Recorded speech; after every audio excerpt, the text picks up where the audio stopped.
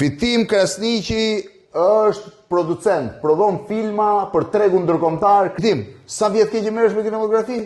Diku 3 vjet e gjysë. Po më the që po bëni film për luftën e Kosovës. Po. Është dhe historia e babait tënd? Është historia e babait tim dhe masakrat e Çakut të gjithë luftës që kanë ndodhur nga fillimi deri në fund. Çfarë ndodhi me babain?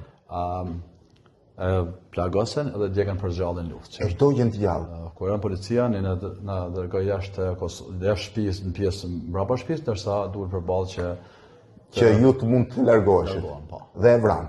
Edhe e djegën. Filmi e djegën. Dhe filmi do të jetë edhe historia e tij? Absolut po. Kë keni kontaktuar për filmin?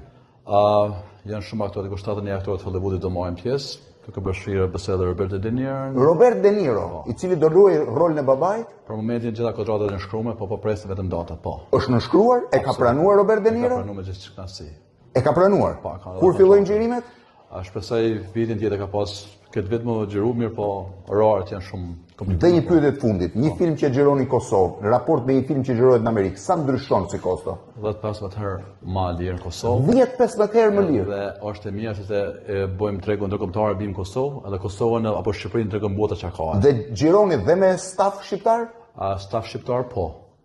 Po regjisorët diçka janë komplet amerikan. Dhe filmi i gjithë anglisht. Këtë anglisht. Tregun ndërkombëtar. Nuk është çudi që Robert De Niro të mbri pra në trojet shqiptare për të luajtur një rol në një film për luftën e Kosovës. Fitim, ju ec mbar. Suksese.